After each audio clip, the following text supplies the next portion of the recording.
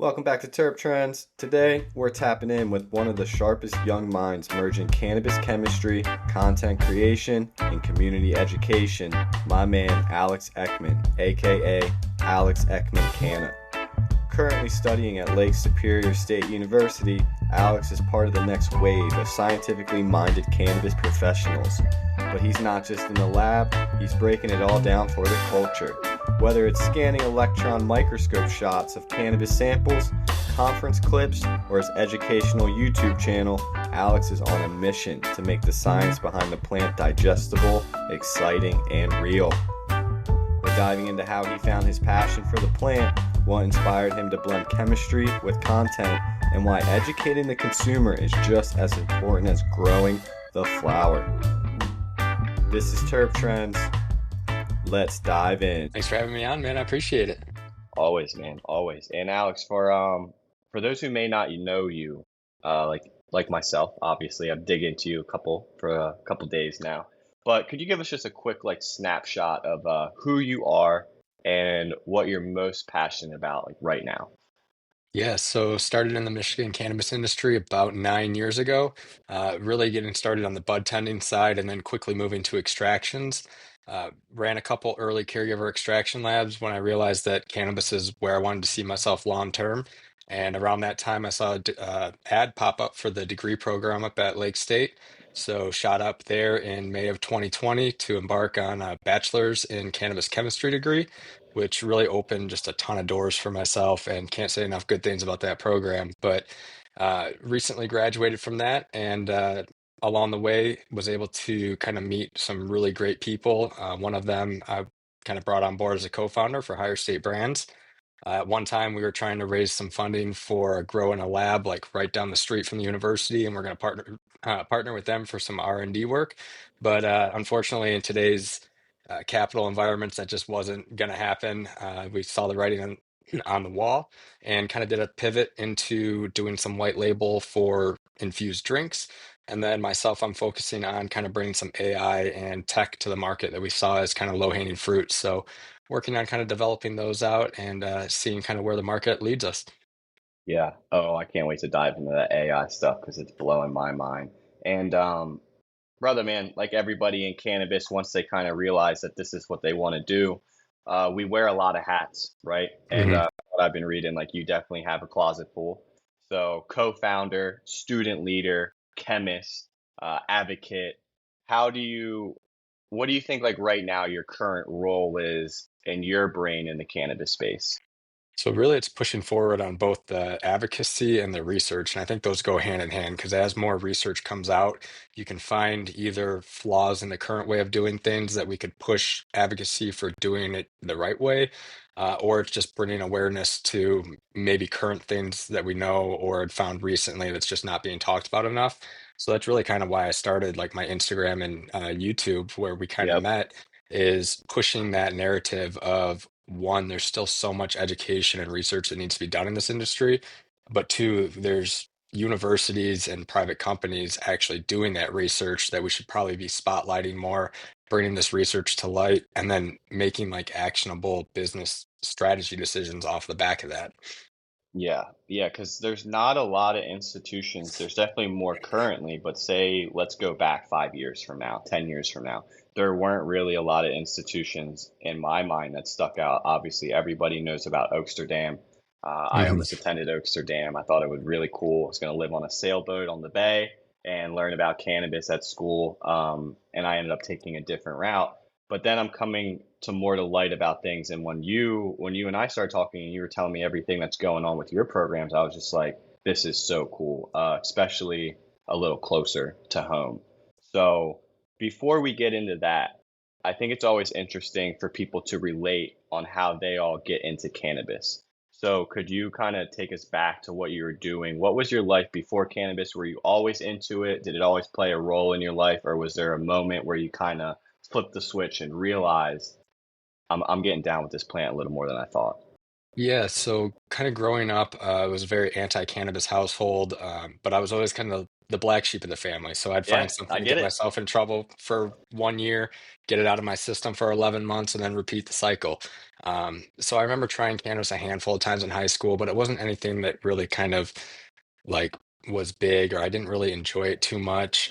Granted, it was probably just not knowing how to consume the right way and over consuming, but really didn't touch it too much. Right out of high school, I went into the fire academy, was a firefighter for about a year and a half, and then ran into some chronic health issues that just started to pop up. I was diagnosed with type 1 diabetes kind of early in my life and didn't take amazing care of it. So, kind of gained some complications that made the firefighting hard. So, medically retired about a year and a half into that. It was a very short stint, but shortly after, had just decided, well, I'll try cannabis, just see what it'll do and if it would help. The pharmaceuticals I was on at the time just wasn't helping, and lo and behold, it was amazing. So I knew right away that this was something I needed to kind of dive into further, and just kind of how my brain works. When I find something I'm interested in, I just go all in and obsess over it. So try to learn everything I could, and realized quickly that I needed to get a med card. That real quickly ended up becoming a caregiver card and a home caregiver grow with 72 plants. And then found myself, oh, not too long after, working for a really early caregiver ran dispensary in Ypsilanti, Michigan. And that was Depot Town Alternative Health. And really through that is where I realized that this is the industry that I needed to be in, where I wanted to be in, where just had a massive passion for helping people find medical relief through using this plant. And then that led to getting into the extractions and kind of just ran away to where we are now. Oh yeah. No, it's well, I feel like anything in life, right? When we have a connection to something, it's a snowball effect. When you Mhm. feel like you have your calling. And it seems like even before cannabis, for someone to want to pursue jumping in the flames to saving other people or putting that type of fire out, walk me through your mindset. What were you like to want to do that? What was your feelings around that? Because Yes. that's a different career for someone to just jump into, right? Like that's gnarly. I guess part of it was I was always kind of the adrenaline seeker. So like when I was Okay. 10, I started scuba diving, worked my way up to a master Yeah, dude. diver, was Nice. really into that, I'm one of the into the same. I got dirt my license. bikes. Big scuba guy. Awesome. Yeah, dude. Okay. So was into like the dirt biking, the all just kind of like adrenaline stuff, snowmobiling when Yeah. I was younger, snowboarding. So there was always that aspect of it. And then the other aspect was really as early back as I can remember, all I wanted to do for a job was be in the military. I didn't know what branch. It kind of bounced around from time to time. But when I Interesting. was diagnosed with type 1 diabetes, that kind of takes you out Yeah. of all military service, Right. including like Coast Guard and stuff like that. However, it doesn't take you out of paramilitary, which is your fire, police, EMS. Having seen the police side, my father was a police officer for a little bit, knew I kind of didn't want to be on that side, but was a third generation firefighter. So my dad was a firefighter for some time, and both grandparents were, and figured, well, this seems really interesting, and started watching a bunch of YouTube videos of helmet cam footage of these guys running into burning buildings. And I was like, that's awesome. I want to try that out. Yeah. The department that I was on was a real small rural department, so we didn't really see anything crazy like that. Most of the stuff we did was like medical calls because we ran everything that EMS would run, Yeah. and it really wasn't anything super crazy, thankfully. But certainly in like the fire academy, you got to do the training in the burning buildings, and that was always really interesting and stuff like that. But looking back, I mean, that was still to this day one of my favorite jobs that I ever had, and it was just kind of paid on call. You'd go on, I don't know, probably 4 or 5 runs a week. It wasn't anything super crazy like Detroit or Ann Arbor Fire would see, but it was a very fun and rewarding job. Yeah. Yeah. I think I wanted to highlight that because I think that's going to translate subconsciously through you kind of starting, like you said, got your medical card, got your caregiver card, got to your Hmm. plant count. Like there's a certain lineage there of help or I wanting could to see help that. subconsciously that I'm seeing.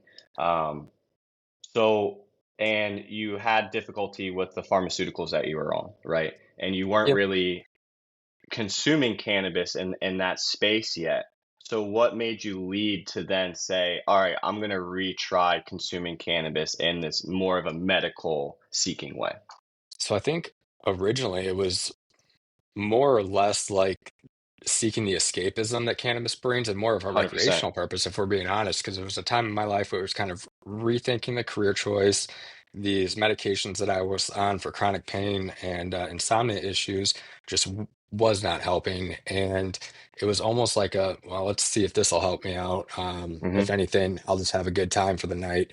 And I remember after, my first time really kind of smoking post high school or consuming, I should say, sitting there and thinking, oh, wow, this is not what I remember it being. And I should look into this further because I wasn't in any pain and I fell asleep probably within the hour. And remember waking up from this thinking, okay, I got to be careful with this because I know my personality. I'm going to dive right into this. Is this really what I Yeah. want to? And that was still almost having that negative stigma kind of ingrained in my mindset. And after kind of diving into it and realizing, well, maybe we weren't told the full story here. It's not nearly as bad as it has been let out to be, and we shouldn't necessarily demonize this plant, let alone a career in it. That's when I really looked into the whole med card and had some roommates at the time. One of them had a med card, and he really kind of walked me through how to get it, and it was pretty easy with the various med conditions I had at the time. Plus, at Michigan or in Michigan at the time, it seemed like any doctor would just kind of Oh yeah. you Yeah. pay your fee, and I mean, you know how it kind of goes. But Yeah. um, and so it was fairly easy to get my med card.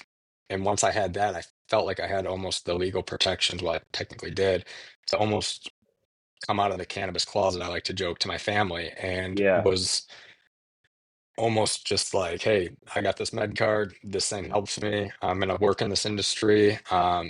And lo and behold, I had some family members who I was living with for a little bit, and they had consumed but kept it in the cannabis closet for like 60 years for my family. And we would kind of walk into the house after smoking outside and like smile and nod, but not say anything. And Yep. there's kind of that unwritten almost joke there of, we kind of knew what was going on, but had to stay quiet. But then once I got my med card and was able to freely talk about it, it was kind of an open joke, like, "Hey, why were we hiding this from each other? We could have just had fun um, and consumed together."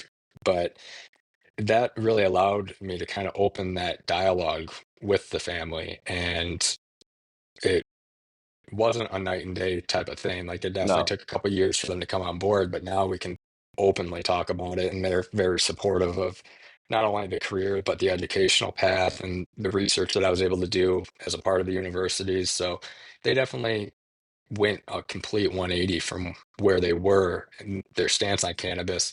Now they don't consume yet, but I mean, um, that's obviously their choice, and I'm not going to push that on them. But at least they're not demonizing the consumption from others. Yeah. Yeah. And I think it just goes with education and as humans, especially the older generations, like we're very law abiding. And Yep. like you just said, when you got your med card, you are now like legally protected. So it's like something in your head just switched and you're like, oh, this is now deemed okay. Yep. Um, which I think is great that more and more states are opening those laws and more med cards can be, applied to, and then education comes out, because there's so many more individuals that are in families that are going through situations like yours, and now they're being like the educator, right? Because Yep. their love, like your family members should want to see you in your best mindset. And sometimes that will seek out more than the approval of the laws, you know? But I'm Yep. glad Certainly. that did your family kind of accept it more when they saw you coming around and being more open with it and then educating them on it? Yeah, certainly. And I mean, I think it was just through the amount of reps that I was putting in, whether it be conversations with them or trying to bring it up or posting on social media, the pictures of the grow or the plants or eventually the extraction labs that I manage. And just through repeated repetitions of like, let's just make this a more normalized conversation or a more open dialogue where it doesn't have to be kind of hush hush or secret. I think that helped a lot too. And it just really normalized it over time. Yeah. Yeah. And then you got really involved in the program itself.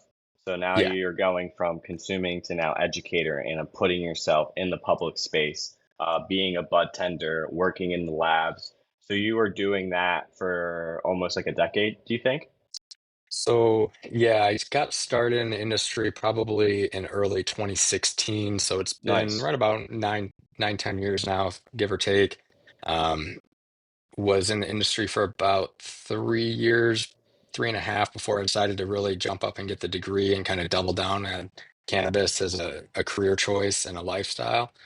And spent 5 years up at the university. And yeah, I was able to do a lot of really cool stuff up there. And yeah, Bud tending takes a lot, man. it It's does. And a I've it's a gnarly trade. I mean, it's like bartending, but way more therapeutic and way more involved. And I try to tell people like just train your bud tenders and pride them so much because they're going to be the people. I was a bud tender for maybe 7 years, Mhm. in different markets. So so it's a brutal job sometimes, It can um, be, but taking I all that found it. on. Yeah, I found that to be one of the more enjoyable jobs because it's just kind of show up and then you're just having casual conversations with your regulars who you get to know Yeah. pretty well. And then it's just recommending products. So I found it to be more of a just kind of like you said, a mix between a bartender and a pharmacist Yep. and kind of just like a sales job mixed in there. So certainly studying your products, knowing your cannabinoids helps out a lot on that front, but really it's just a sales job at the end of the day. So I always kind of enjoyed sales and found the bud tending job to be fun. I think my favorite job in the cannabis industry had to be the extraction labs, though, Nice. especially early caregiver labs. There's always that aspect of you're kind of opening the wrong valve or very suddenly it's not your problem anymore. So, like, Yeah. those were glorified pressure bombs for like all intents and purposes. Like, we refer to them in chemistry quite literally as pressure bombs.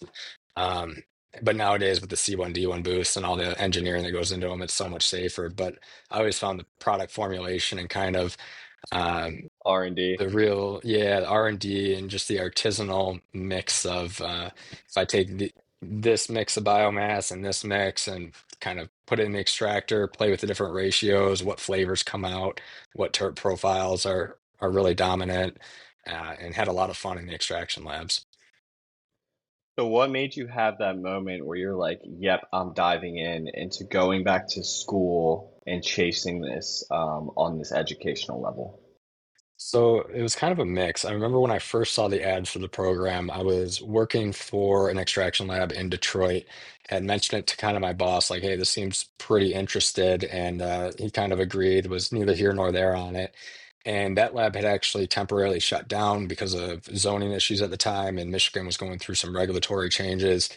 Um, and they had just released their new license type. So I figured I had been in the industry for a handful of years, had built two early caregiver brands. I'd give it a shot at kind of doing my own thing and was going to try and raise capital for a micro grow. So it would have been 150 plant extraction and a storefront on site. Just wasn't able to kind of connect the dots on the funding side and had always kind of kept this degree program in the back of my mind. Education was something that I'd always kind of seen as valuable, especially in this industry where there wasn't super formal education on it.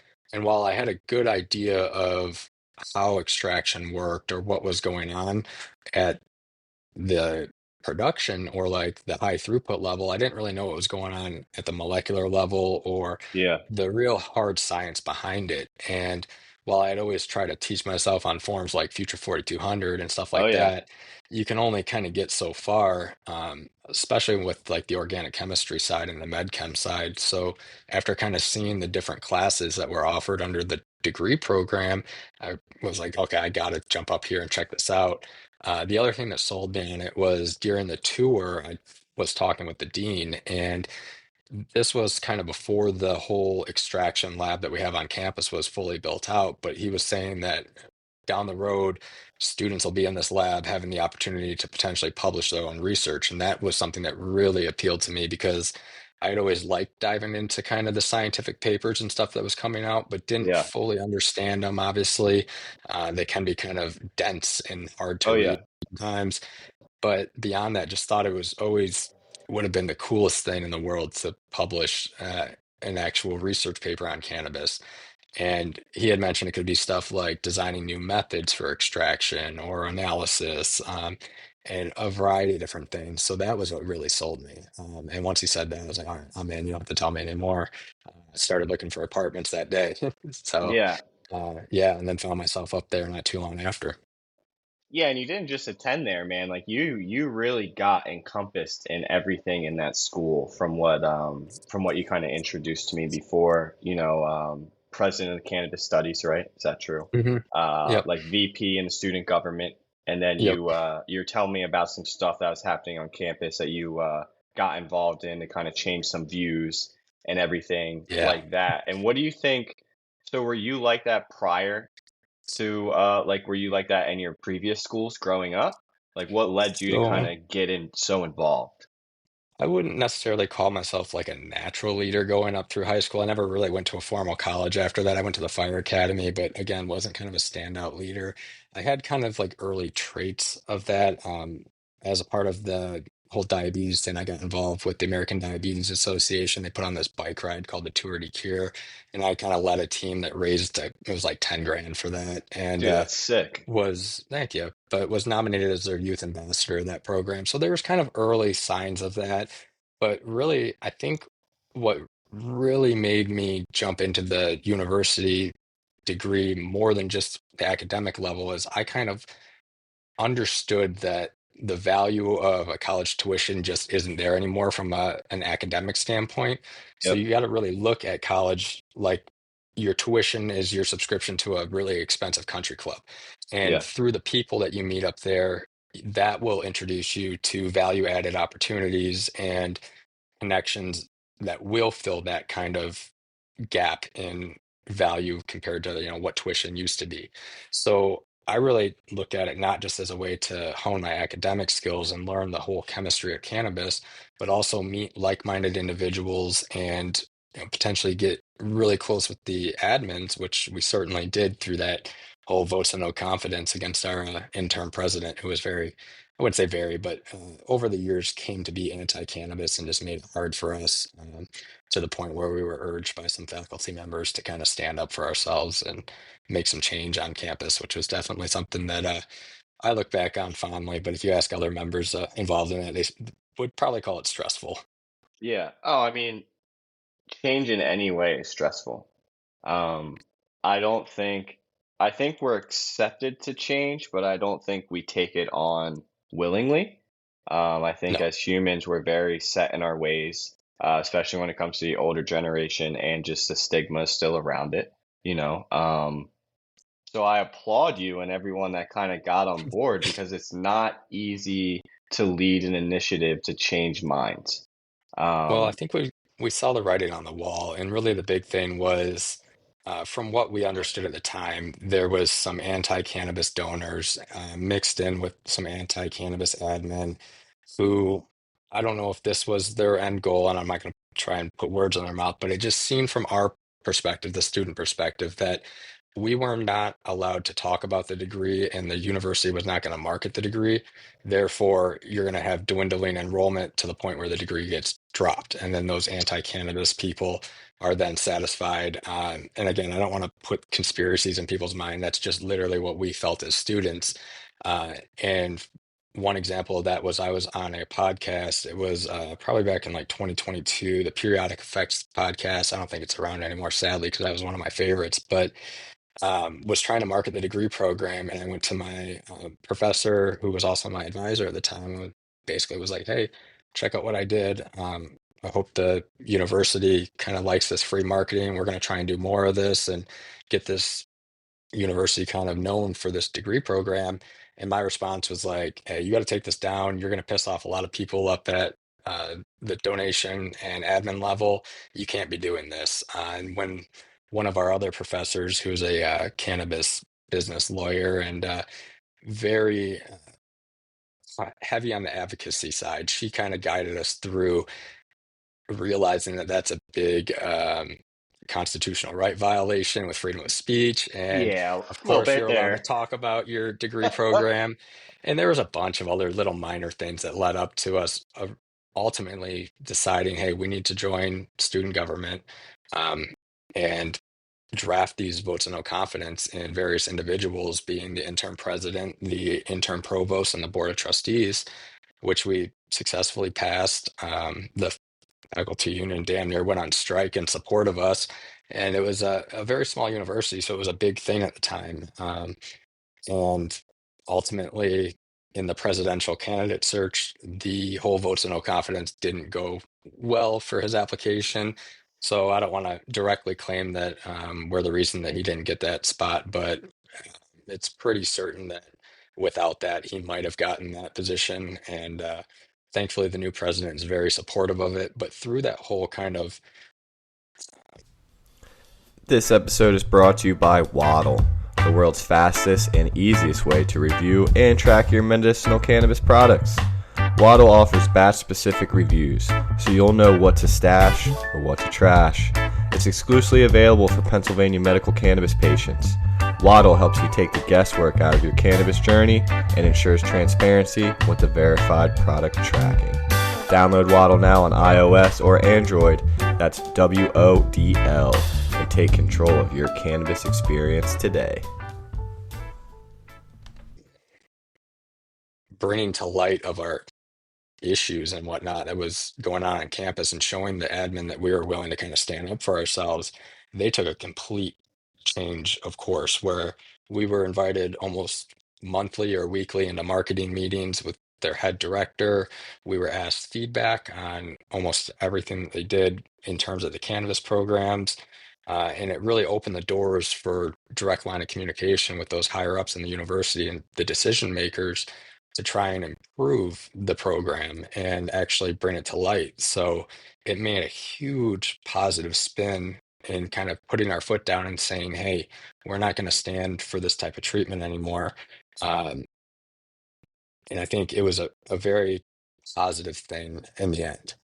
Yeah, no, I think that's awesome, and I think it would be great to highlight the educators and people involved in that are able to recognize the new generation academically and see that excitement. And I think that's why they pursued their job to teach, is to see the younger generation get excited to learn. And now you have this coalition of students that want to take this new product, this new education thing, cannabis. They don't have that, and push it. And I think maybe that's what it took for them to see that and be like, oh, they're Well, serious, and this is beyond what we that, should do. we were also finding ways to really give back to the university as well. So we had took it upon ourselves one year to just go down to CannaCon Detroit, which is a small kind of event that we have yearly. And through that, we were talking with USA Labs about how we're not actually using real lab coats in our labs. And that's not just the cannabis students, that's every student. So you could have a microbiology class that's growing E. coli using these, what are meant to be one-time reusable gauze lab coats, or just lawn sleeve, dress coats. And they stepped up and donated worth, it was close to 50 grand worth of stuff, including lab coats and a bunch of equipment for the cannabis labs. So they saw that we had the initiative to go out, speak on behalf of what we saw was wrong at the university, or where we saw could at least use improvement. And through that, we were able to bring back just this pretty big donation and then industry connections as well. So that actually led to them sending us out to MJ BizCon for 3 years in a row. Um, Full expenses paid. Like last year, we got this really nice Airbnb. We got sent out to, or it was Benzinga in Chicago last year in October. Um, Booked at last minute. The provost was a little mad that we were buying a penthouse suite because it was actually cheaper than the Holiday Inn when you Uh, average it out across all the people, yeah, yeah. but like 3 days before the event. So I've got a footage of us that we were going down there, and she's calling up my buddy Jackson, who's the student gov president, and it was kind of like laying into us, like, why are you guys doing this late? Like, I understand you're going to probably bring back more than what we paid, but can we give me like a month notice this time? So it got us kind of in trouble a little bit, but every single time we brought back more in value than what the trip cost, whether it was industry connections or actual donations. And Yeah, certainly we're very thankful for them sending us out to those events because it's massive networking opportunities for ourselves. yeah. No, and I think I have chills just thinking about that. That you're in an institution in this generation, you're learning about cannabis, they're behind it, they're helping you guys. Like, it's a really cool pivotal moment for people that want to learn more about cannabis and a pivotal moment for just the plant itself. We need more of this. Oh, Um, certainly. And I so should back let's, up and, yeah, oh, no, go sorry, go for it. ahead. Run with it. No, run I was with just it. real quick. I should back up and say that this is one of the only cannabis degrees. I think there's one other that I know of in Colorado now, but we were certainly one of the first that grows on campus. We've got a full extraction lab on campus, and then beyond that, we've got a full. It's like $4.5, $5 million Agilent analytical testing suite, so we can do all the state level compliance tests that you would see. So whether you want to end up in a grow extraction lab, or in the analytical lab, you can kind of go either way. And beyond that, there's also a bachelor's of cannabis business. So if you want to end up in the retail side or the management side, there's also routes for you to kind of learn and explore that side of the industry. So you can really kind of go whatever way you want with it. Yeah. And now let's dig into you. What way did you take it? What's your, So what'd you graduate with? So it was the bachelor's of cannabis chemistry, and then I ended up getting a minor in biochemistry and a certificate in microscopy and microanalysis. The track that I originally took was more along the extractions side of things, and then it kind of quickly took a turn towards the end when I was doing my senior research, because every student has the opportunity to do either like a literature review project or actual hands-on research, some of which actually get published. Um, but through my kind of research path, it ended up being a little bit mixed between the extractions and the analytical side. And the whole research thing kind of bounced around from a couple of different project proposals, but in the end, it ended up being we try to do a method development. So try to design a new way to do heavy metal analysis in vape carts.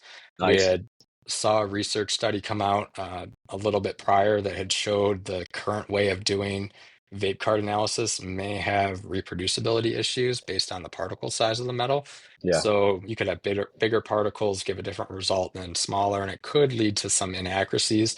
The verdict is still out on that. We don't know if that's for sure, but we figured we could design a new way using this brand new equipment that we got called a scanning electron microscope that essentially, instead of using light or like optics like my glasses here to Yeah. magnify stuff, it uses an electron beam. So for all intents and purposes, a lightning Sick. bolt Yeah. to basically make its image without getting too complex with it.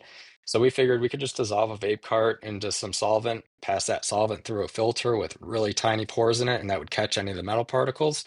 Put that filter under the SEM, and we should be able to just image any of the metal particles we catch. And there's some software built into that that can actually categorize and tell us how much is there and what we have. We ran into some initial issues with some of our vape carts having this unknown weird white shit come out into the solvent. And just through my time in extractions, I knew like this shouldn't be here. I'd Yep. never seen this happen before, and I had dissolved thousands of vape carts in my past, just kind of reclaiming maybe carts that had gone bad or trying to remediate them in the caregiver days. But regardless, I knew that this stuff is weird. It was causing a bunch of issues, actually catching fire under that electron beam. Wow. So we're like, okay, we can't catch our multi-million-dollar microscope on fire. Let's take a step back and identify what the fuck this really is. Yeah. And so that kind of pivoted the study, and that's kind of like where we're at now. We're about 2 weeks, 3 weeks out from actually having it edited, done, and ready to be submitted for review, but very early results show that there's some microplastics Hmm. leaching, and not in small amounts either. I got to be a little careful with what I say just because it's not past the peer review stage, but our very early results are looking like it's a polyester-based polymer called PCTT, and I'll just leave it at that because it's a very long acronym. Yeah. Yeah. And we found up to 1.6% by weight. So if you have a gram worth of distillate, 1.6% of that being this microplastic in our worst offenders. Um, and that occurred after about 2.5 years of shelf life. So it very well could be that these are totally fine for a couple months or a year. That's going Hmm. to be this focus of some future research is really kind of mapping out the shelf life of these polymer vapes. But yeah, I mean, early analysis showed that we had originally thought that this microplastic polyester was safe to utilize. And it could just be that we didn't have the shelf life testing knowledge done to really know for certain. And then there's also the possibility that different terpenes could be acting as solvents because we know that terpenes, some of them that are in cannabis have very similar what we call Hansen solubility parameters. So Oh, basically, how it acts as a solvent yeah, to hexane, and hexane's a pretty potent nonpolar solvent that is known to dissolve just a lot of stuff. It's kind of like a Swiss Army knife in the lab. We use it because it's very good at dissolving nonpolar compounds. So it's very possible that it's a little bit of both shelf life and terpene blends leading to interesting. this leaching, but that's certainly all going to be the focus of future research that students after me will have the ability to kind of take on, and I'm excited to kind of guide them through that. But yeah, hoping to have this in peer review in the next couple weeks. And so that's why I kind of say my focus was a little bit on the extraction because we had to apply certain extraction principles to actually getting this distillate out Yeah, without further dissolving or degrading the cartridge, and then into solution. And then certainly the analytical side was a novel method development for heavy metals analysis, but got to see both. And the nice thing about the university is it's so small, you really can kind of touch in with different professors where their focus may be aligned with yours and do just random projects. So one example was one day I was looking at one of my water pipes that I hadn't cleaned in about 3 weeks and was oh, like, I I love wonder what this. the Yes. hell is growing in there. And I Yeah. just took it in to my microbiology professor, who's not a cannabis professor, and um, who's someone I actually kind of thought would say no to this. So I prefaced it with, "Hey, I have some water pipe water. Can I just see what's growing in it?" And she's like, "What do you mean, like sewer water? What type of water is this?" And I was like, "Okay, it's bond water. I'm just curious if anything grew in there. There's no like THC that you have to be worried about because we do have to, since we are federally funded, all of the research is on hemp or hemp derived products. Yeah. So no Delta 9, but we can do all the other fun stuff. But regardless, I was basically like, yeah, we can bring it in. It's totally fine." She's like, "Yeah, that's sweet. Let's try it out." Put it under a microscope, did an agar plate test on it, and lo and behold, nothing grew. So it could have very well just been bad sample design, sample prep, because it was literally like a random thing we just threw together. Yeah. Uh, or it could have been that the antimicrobial properties of cannabis that we know to exist could have been inhibiting the That microbial growth. growth in the water through the smoke being pulled through it. I have no idea. If you asked me, I would have thought that it would have been just littered with microbes because that air filtration and percolation is just prime for bacterial growth. But that's like another one of those just random experiments where I went to a non-cannabis professor and was like, "Hey, let's dive into this," and they were all for it. So you can certainly really get to know these professors and do those kind of fun, weird experiments. It's a lot of fun. Oh, I think it's like I said, it's making people pursue that education. And Mhm. we don't have that. Like there's so many individuals that would love to break grounds on cannabis, but they just don't have the means or the space or the safe space, or like the people behind it, like your the professors and everything. Yep. So, like when you were saying that to me, I was driving and I was like, dude, I want to go live on that campus for like 6 months. Like, if I Hmm. could just be surrounded by brains that are way smarter than me, but are open to the ideas that I'm bringing them when it comes to cannabis and things that I'm seeing trends in, I was like, wow. So I was just sitting there. I was like, I'm so glad this dude's there, like doing It's this. It's really a special place because you do have universities that are non-cannabis universities that occasionally will pump out a cannabis-related Yeah. study. But Yeah. it's something different and something special when you take a bunch of people, and maybe I'm not the best example of this because I was a little bit older going into it, but the vast majority of the students here were right out of high school. And when you think about, at least maybe my time was different because I graduated high school in 2014. But if I were to go to certainly my parents or my high school guidance counselor and say, "Hey, I'm doing this degree in cannabis chemistry for 4 years at this tiny university that no one really knows about," it takes a certain individual to speak up and say that they want to embark on this journey, whether it is to a cannabis supporting family or not, or a high school guidance counselor. And then you put those certain individuals in the same room, you get really interesting questions that come about.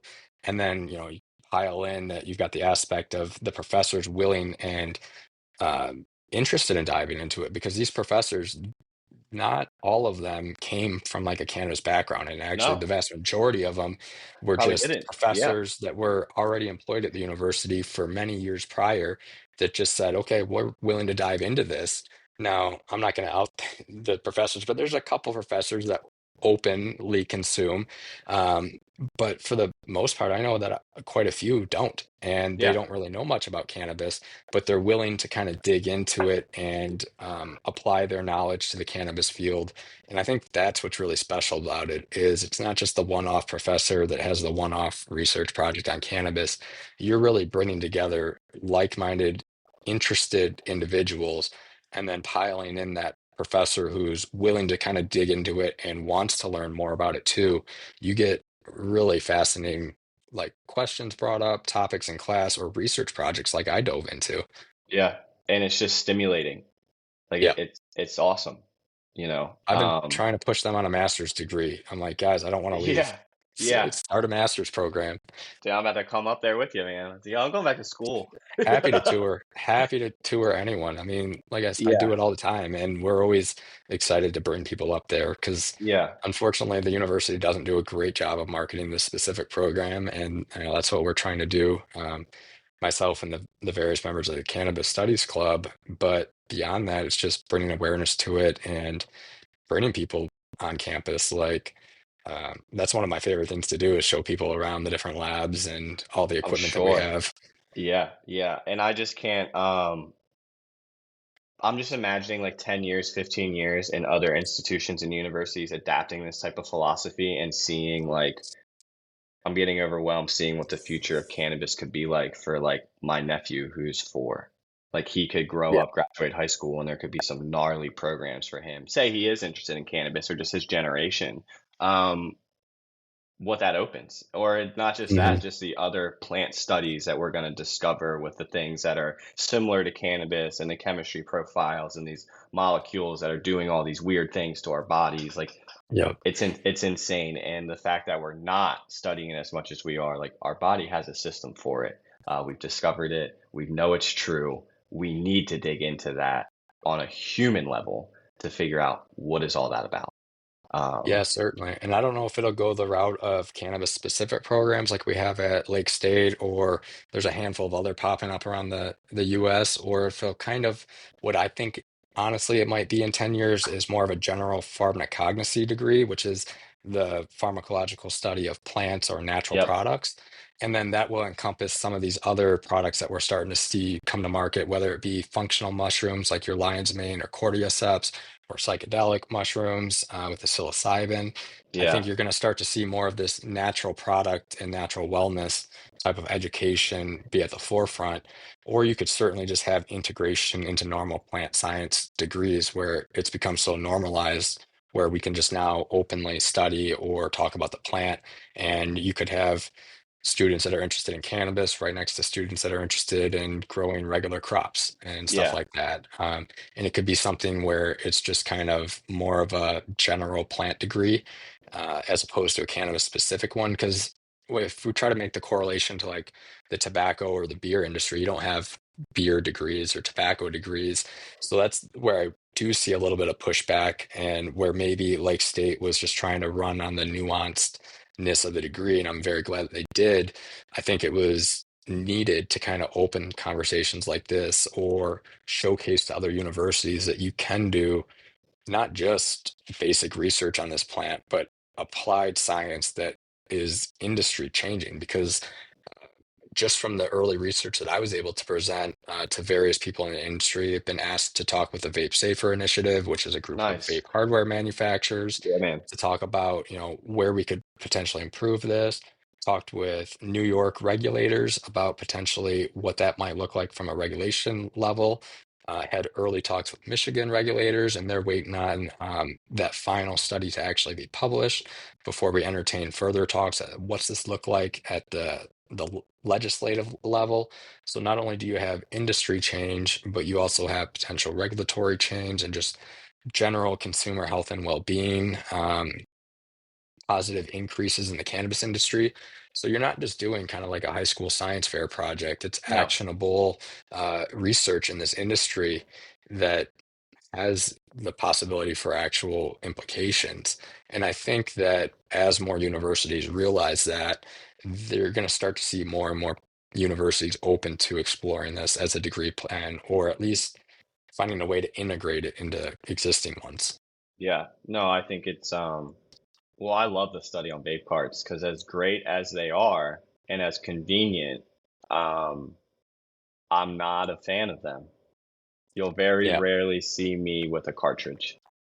No, I Um, say that as I'm hitting an e-cig vape, but yeah, as no far as I worries. know, the terpenes in there don't strip out.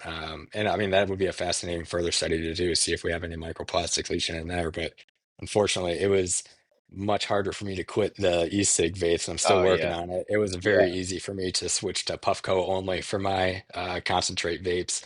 yeah, So yeah, and I mean, furthermore, like that early research was occurring at a time when we were kind of pricing out what our extraction lab and grow that we were trying to raise funds for. And I knew as a business owner, I don't have any faith in the hardware manufacturers out of the 30 cartridges that we tested, yeah, either leaching metals, microplastics, or silicates, which is a yep, glass particle. And so I was just like, I'm not going to invest any time, money, infrastructure into vape carts until I can be 100% certain that I'm not going to fuck up my consumers from these. And so I was able to drive business strategy out of, you know, taking these early study results. And that's yeah, something that I always push on like LinkedIn and social media is if you are a business, reach out to these universities because they're looking for partnerships, especially industry ones, and you can actually find ways to drive business strategy from your research. yeah. No, I think that'd be sick. I think they should Mhm. partner up in somehow, and then that can give their company a feather in the hat saying, XYZ Institute certified. We ran through these tests. Because I think it's wild that we put such a precious medicine in something so low quality, really poorly Mhm. built. Like these things come from overseas, mass produced with a lot of them like really low quality parts. Yep. And even the glass that's around it, who knows if it's always glass, but even the heavy metals that can be involved in making that glass or the silica, Mhm. uh, the runoff of the heating elements. Like we've already gone through multiple studies and multiple varieties of heating elements, 510 threads, ceramics, all these things. When are we going to come to realize like the puff code has a pretty good idea of like just put your concentrate on an element or something like that. But Now man, I are know they convenient? Like they're there's just so great to consume and for people to get that effectiveness out of their medicine. They can just step out. They don't have to, like me, I don't like smelling like cannabis anymore. And this is coming from a kid who grew up, I had dreadlocks down, past my chest, always had joints on me. Like now as an adult, I don't really want to smell like cannabis.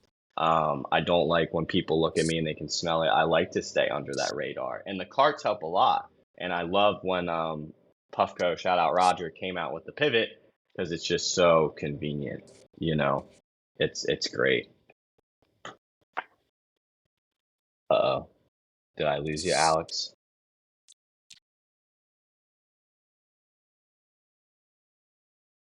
You are frozen, but I won't end it. You'll get back. sorry, I You're lost back. you there. We'll jump into, we were talking about all that, but what I would do before we end, because I know you gotta scram soon.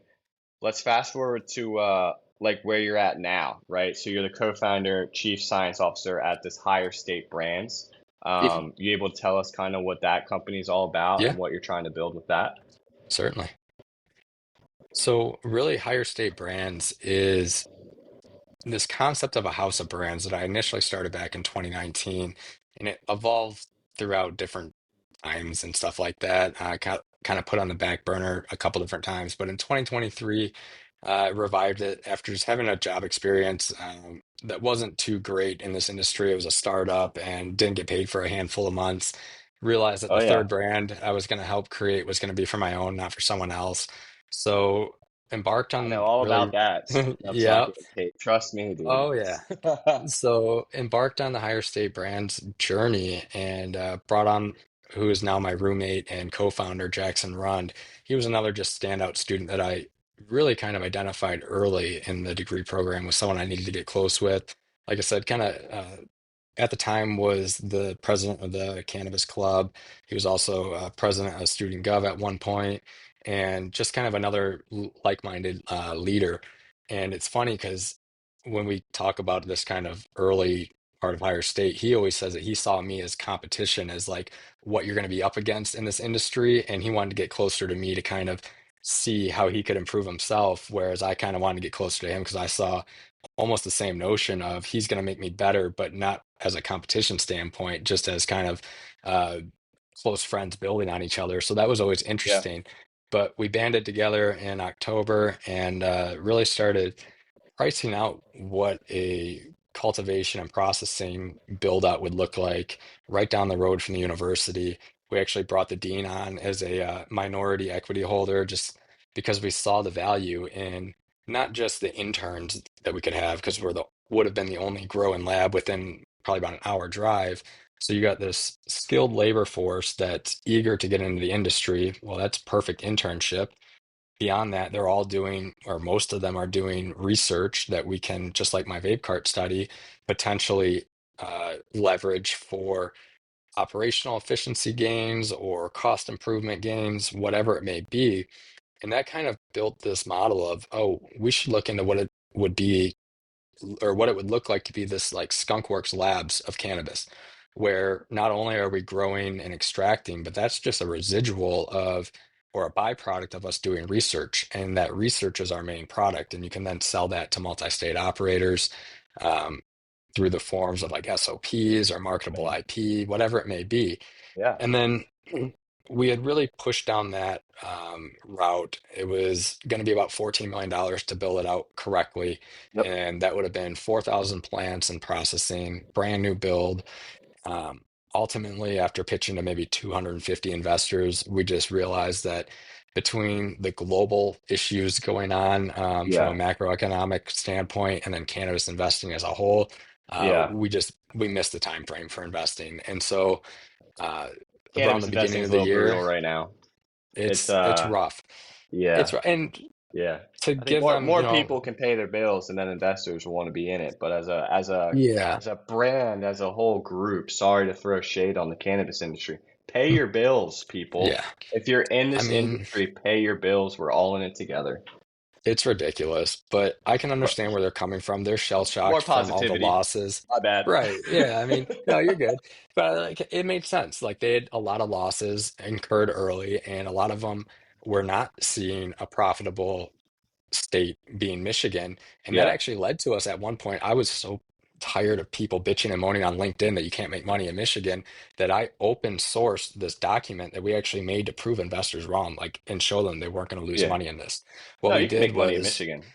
Yeah. yeah, Yeah. that's what Yeah. we did is we showed them every single cost involved. It was a 60 something page long document really Nice. justifying why we did what we did, why we chose the equipment we did, and analyzing literally every single cost down to the The square trash footage, the pickup, dollar. Yeah. Yeah. everything. And we showed that we could produce around 375 to 400 a pound, and Michigan at the time was 7 to 800. Hmm. So, and I was just so tired of hearing people complain on LinkedIn that I open sourced that whole document. I was like, hey guys, I know that one, we're pivoting away from this. Two, even if was to get investment today, it's going to take me 2 years to get this up and running. So Yeah. everything's going to change by then. Go ahead and take this basically blueprint for a profitable company and run with it. Oh, that's And awesome. I mean, to How'd show that you go? like well, a lot of people really liked it and appreciated it. One of them, and I don't want to necessarily out them because I do like some of the people there, but a We'll keep it positive. No, semi-local, no names, yeah, but you know. well, like a semi-local grow. We toured them as part of the Cannabis Club. We tour a lot of grows, and this one just kept making note of, oh, lately we have to work harder for less money. The industry is hard to make money in. It's not really profitable. And as I'm walking through, I'm noticing all these inefficiencies that they have in their operation. I'm like, hey, I've got this document. Did you download it? Lady, the COO was like, yeah, it's on my desk. I've had it for about a month now. I haven't read it yet. I'm like, okay, what are you Well, doing? yeah, What's going on? The laziness and entitlement in this industry where they it's got wild. used to It's $2,000 insane. pounds Yeah. and they got used to the profit, refused to innovate and reinvest Mm, in their facility. And so, yeah, of course, they're getting priced out by operations that can come on board utilizing the latest tech. It's not this perpetual race to the bottom that they're trying to make it seem. Because sure, there was a race to the bottom at one point, but that can only last so long. Like your lost leaders aren't going to be able to lose forever before they run out of money. And we saw a yeah. couple of them do that early 2020, 21.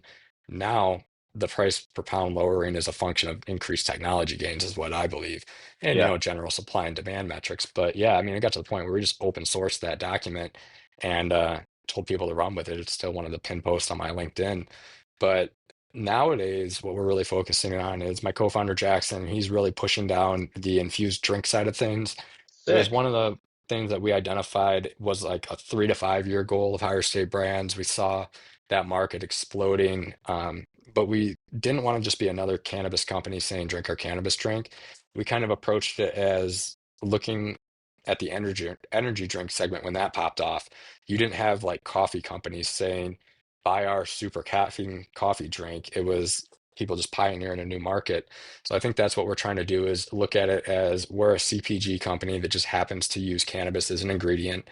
One of the first things that we're working on doing R&D work around, which we're actually finding some difficulties with, is doing a cannabis infused protein drink. Because one of the things that I always wanted, or the very few times, as you can see by my build, that I work out, I'm always incredibly sore after working out. And so an Yeah. edible is amazing for post-workout recovery.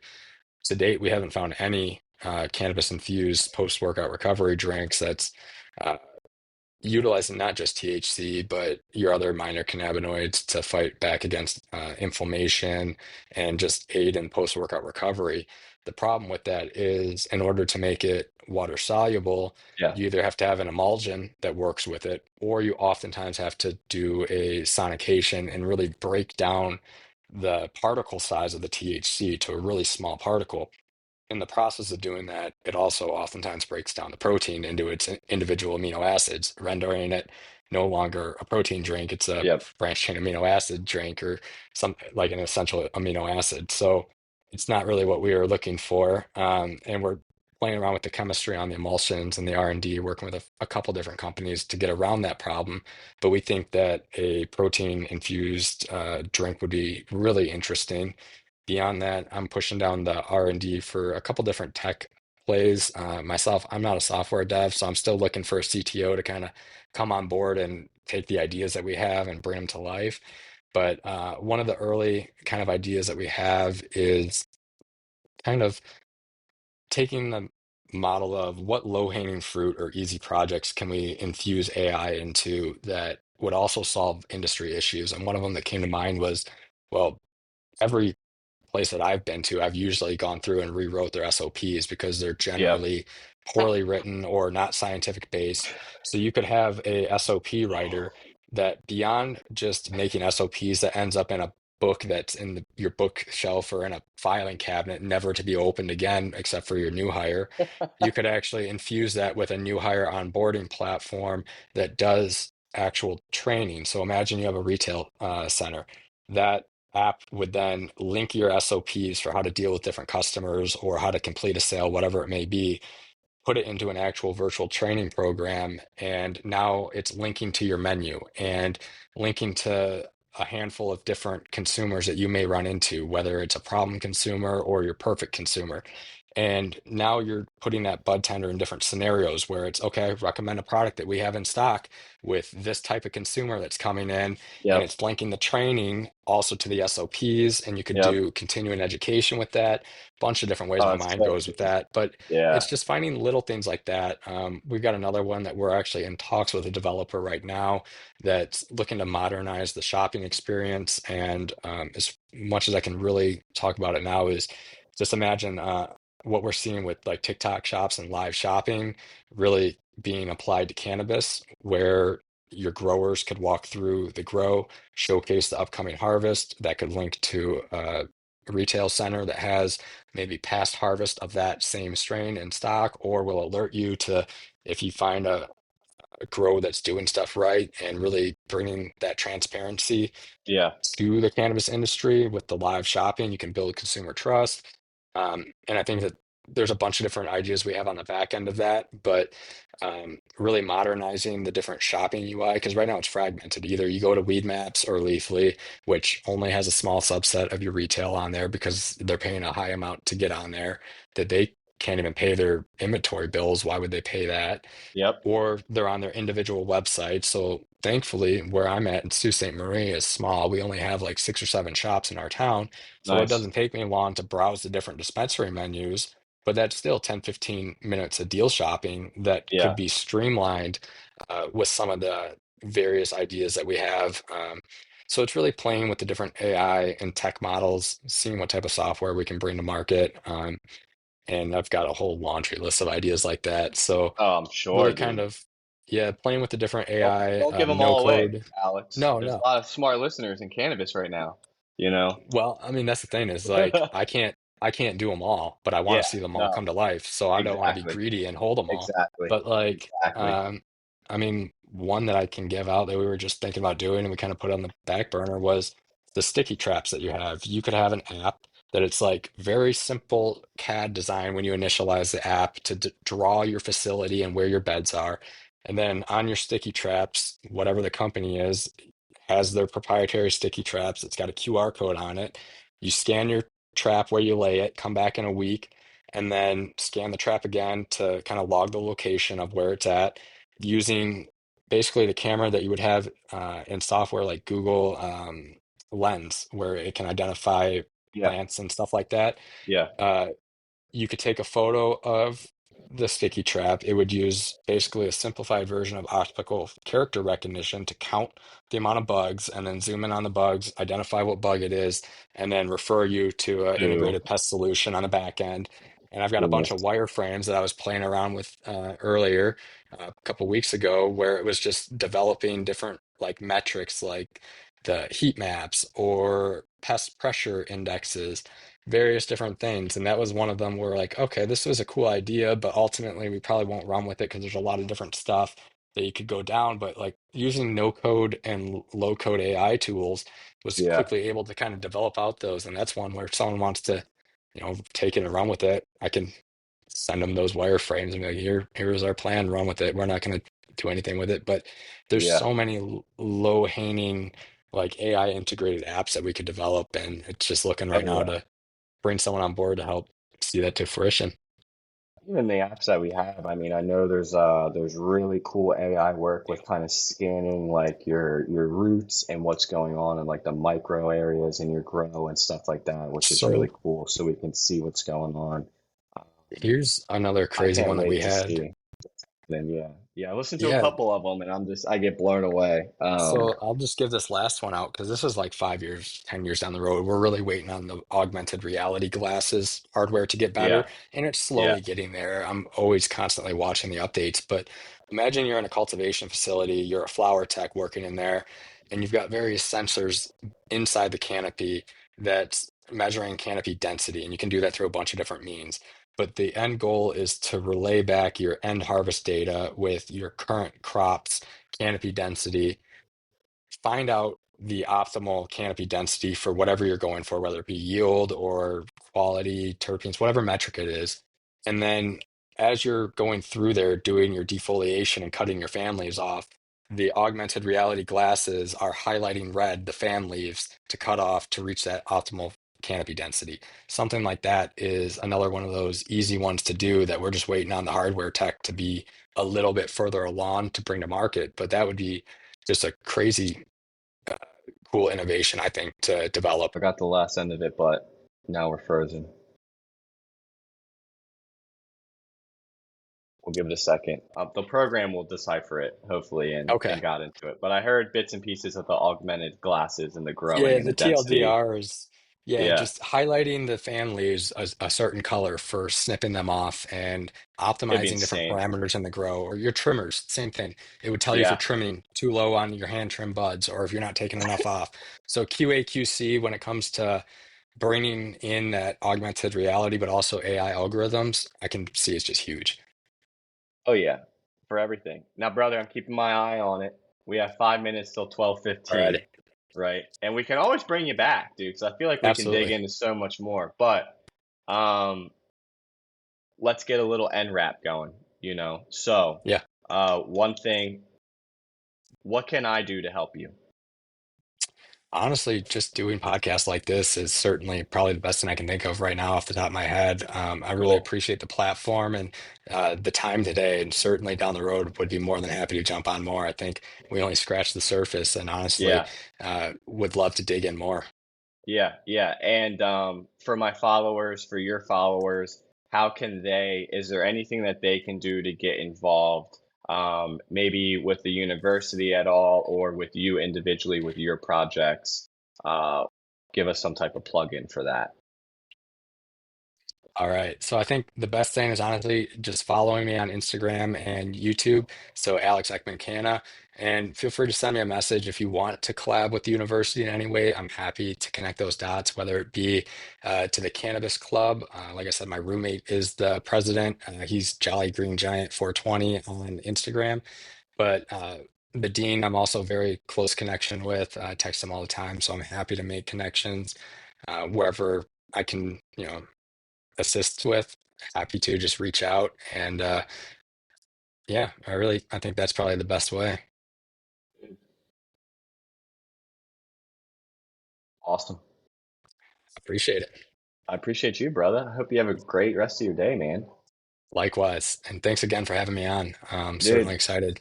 whenever you find yourself with some free time and you want to jump back in it, you got my number now, brother. Awesome.